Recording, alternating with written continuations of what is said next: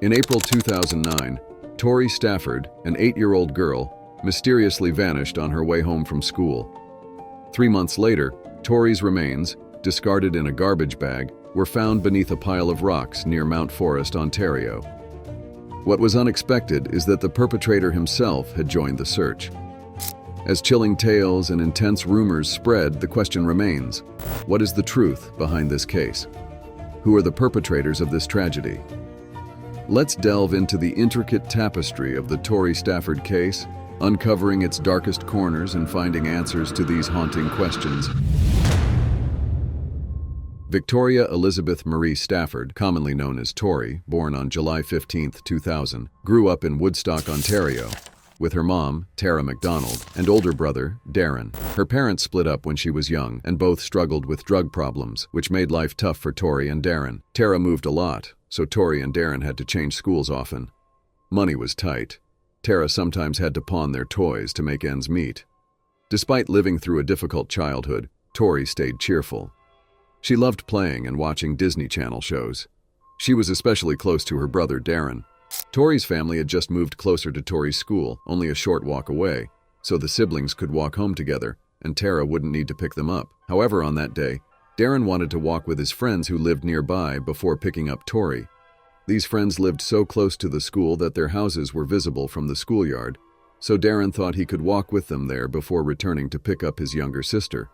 However, when he returned to the school after 10 minutes, Darren couldn't find his sister anywhere. Confused, Darren assumed Tori had walked home alone, but she wasn't there when he arrived. A sense of unease crept over him. Tara was at home at the time, and Darren went to her and explained what had happened. The siblings shared a close bond, so as worry gnawed at Darren's heart, he took his bike and scoured the neighborhood, hoping to catch a glimpse of his little sister. Meanwhile, Tara began phoning all of Tori's friends' families, thinking she may have walked home with one of them. Tara also called her mother to tell her what was going on. By 6:04 p.m., with still no sign of Tori, her grandmother made a call to the police to report her missing. The search for Tori commenced, casting a pall of fear over the neighborhood, leading Oliver Stephen Public School to close its doors for 5 days.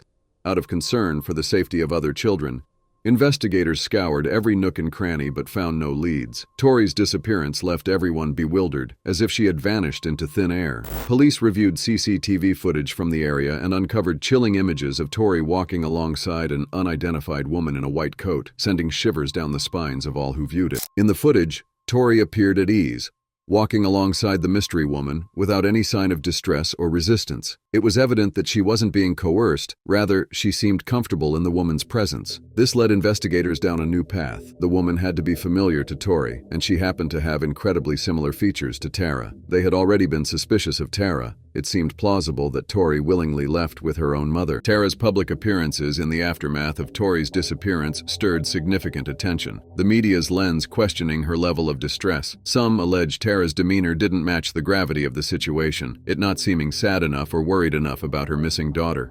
Then, Tara contacted police on April 12th, 4 days after Tori was last seen. She believed the woman in the video was Terri-Lynne McClintic, an acquaintance with whom she had crossed paths twice before. One was when Tara went to Terri-Lynne's mother's house to buy OxyContin, and the other was to discuss dog breeding. Terri-Lynne McClintic was born on October 1st, 1990, in Woodstock, Ontario, Canada. Her mother, a prostitute, felt unable to care for her newborn daughter. Consequently, Terri was entrusted to the care of her mother's friend, Carol Sanford. Like Terry's mother, Carol was also a prostitute and had previously lost custody of her own 2 children. Taking Tara's testimony seriously, the authorities swiftly located Terri-Lynne. They discovered she had another warrant for her arrest and some important information about her. Terry began being sexually abused when she was about 5 years old, and Carol claimed she didn't know that it was happening until the girl was in her teens. Terry was placed in a foster home once due to Carol's drug abuse. Terry started using drugs to cope with her life at a very young age and was an addict of some very hard drugs by the time she was a teenager. Carol's upbringing turned her into an angry and violent teen. A police report shows that when Terry was 16 years old, she attacked Carol. The injuries left Carol partially blind in one eye. Terry also tortured animals, once putting their dog in the microwave. Terry was sent to a youth center for attacking her mother. She assaulted 2 other girls that were being housed there. After being released, she continued to live a life of violence and excessive drug use. After that, Terri had written to a friend that was intercepted by a guard. She wrote about wanting to go on a killing spree and even wanting to kidnap someone, mutilate the body, and smash the skull into pieces. A few years later, Terri was released.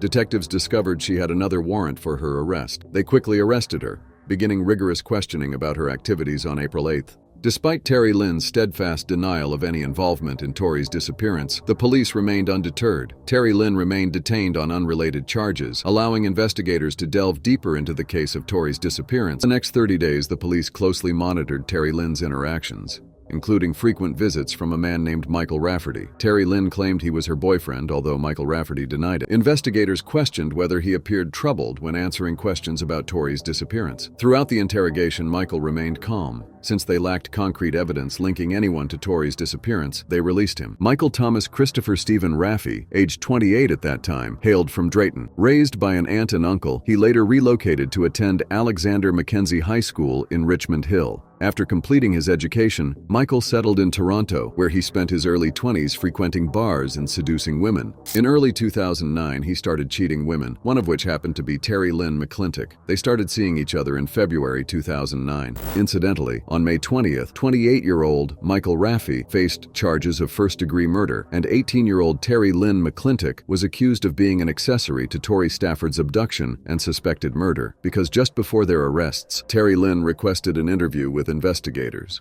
According to Terri, by this time she met Michael, he had developed a heavy addiction to OxyContin. Michael charmed Terri until she was nearly obsessed with him. She would do anything for him. Over the 2 years lived with Michael, he used her computer to search underage rape child pornography, massage parlors, epilepsy porn, urination play, necrophilia, and escort services. This list of search terms was discovered later during the investigation of Tori's murder. Michael was the type who relished drives in his car around, turning it into a routine activity he often shared with his girlfriends. While went around with Terri-Lynne, he would point out homes where single women lived and describe how easy it would be to break in, rape, torture, and then murder them.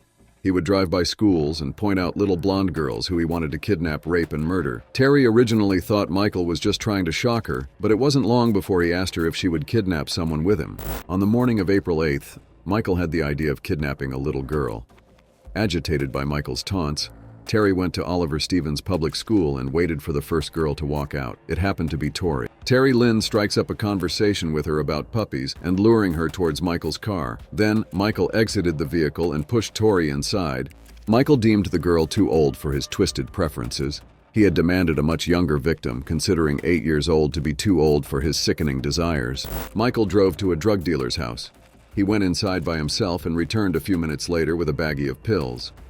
Then they stopped at an ATM so he could withdraw cash for Terri entrance to the store. She bought garbage bags and a hammer. They drove to a secluded area north of Guelph, over an hour away. According to Terry's testimony, Michael got into the back seat of his car with Tori and spent the next couple of hours raping her.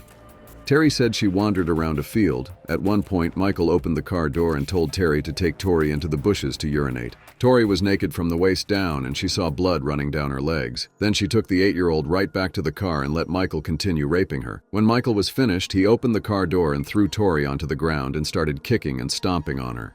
Terri picked up the hammer she had purchased at the store and beat the little girl on the head until she died. They grabbed some garbage bags and placed all of the bloody clothes and evidence into it. They put her body into a pile of rocks and covered her up. At last, they took the car to be washed and vacuumed. They threw all of the evidence into a dumpster and went home. Investigators brought Michael in and interrogated him. The detective began by trying to get Michael comfortable and proceeded with caution, refraining from immediately accusing Michael. Instead, he delicately hinted at the evidence amassed, subtly applying pressure by insinuating that Michael's statements had to align with their findings to avoid deeper entanglement in the case. When confronted with Terri-Lynne's accusations, Michael vehemently denied them, dismissing Terri as a liar. Despite hours of relentless questioning, he maintained the facade of innocence, refusing to break under pressure. However, his defense crumbled in the face of irrefutable video evidence. With 2 impending trials looming, the investigators knew that locating Tori's body was crucial.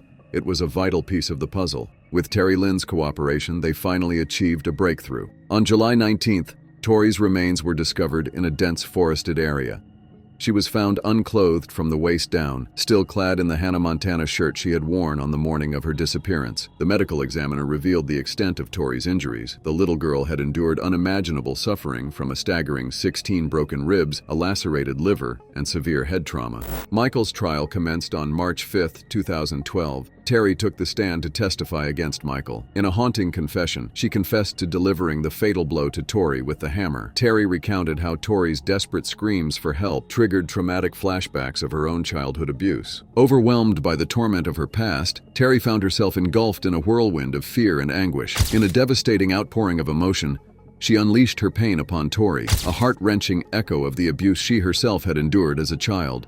The legal proceedings stretched on until May 11th, when he was found guilty on all charges. 4 days later, during his sentencing, Michael received a life sentence with no chance of parole for 25 years, a punishment befitting the severity of his actions. Given the heinous nature of his crime, the prospect of parole after 25 years seems remote at best. Michael attempted to appeal the conviction, saying that the judge's instructions to the jury were flawed and resulted in an unfair verdict. On October 24, 2016, Michael's appeal was dismissed at Osgoode Hall in Toronto. In October 2018, it came to light that Terri-Lynne had been relocated to Okemah Ochi Healing Lodge. This facility is for Indigenous individuals. Despite Terri-Lynne not Indigenous, she was allowed to transfer to this center. Unlike her previous prison, this center operated with minimal to medium security and lacked traditional fencing. The decision to transfer Terri-Lynne to such a facility sparked public outrage. Many found it unacceptable that someone involved in such a heinous crime would be granted a seemingly lenient option. A year later, she was moved back to a standard women's prison before ultimately returning to a federal facility. The sheer depravity that two perpetrators showed is truly incomprehensible when taking an 8-year-old's life. They were both monsters who murdered a child in order to appease their own sick fantasies. One thing abundantly clear is that both Michael and Terri-Lynne deserve to spend the remainder of their lives behind bars for the atrocities they committed.